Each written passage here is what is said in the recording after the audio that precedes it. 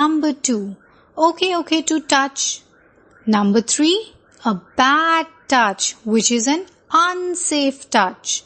So kids, how do you feel when your mama areas in our bodies? Yes, we do have. But what are they? They are the areas called lips, chest, under the legs and butt.